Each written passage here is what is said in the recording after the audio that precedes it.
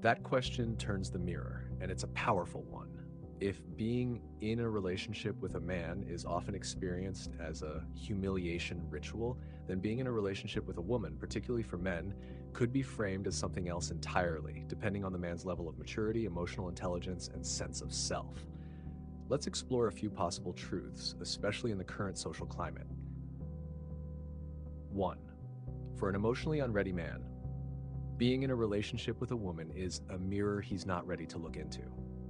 Women, particularly those doing the inner work, often reflect back to men their emotional immaturity, their lack of accountability, their avoidance of healing, their internal contradictions.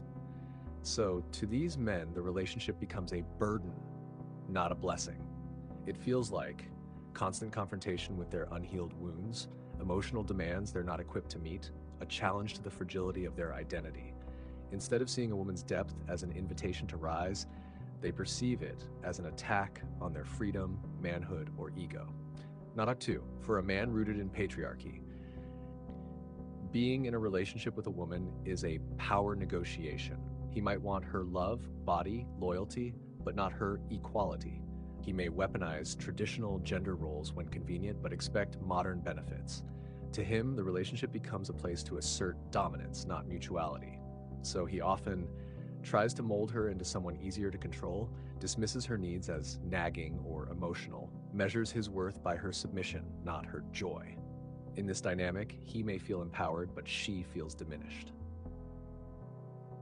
For a spiritually or emotionally aware man, being in a relationship with a woman is a refining fire. A woman becomes his mirror, his challenge, his healing, his expansion. She invites him to be more emotionally literate, introspective, vulnerable, purpose-driven. And if he accepts that call, he grows. If he resists it, he breaks. For these men, being in relationship with a woman is transformative, but it requires ego death. For what women offer versus what they ask women, culturally and relationally, often offer emotional safety, nurturing, presence, thoughtfulness, healing energy, encouragement, vision, and accountability. And they often ask for presence, communication, consistency, leadership that's rooted in care, not control.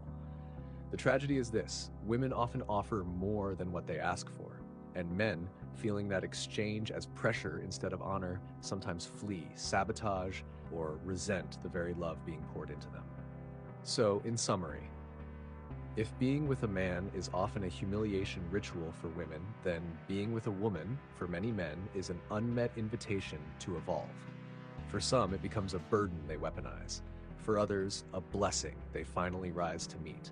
And for a few, it's a mirror they smash to avoid seeing who they really are.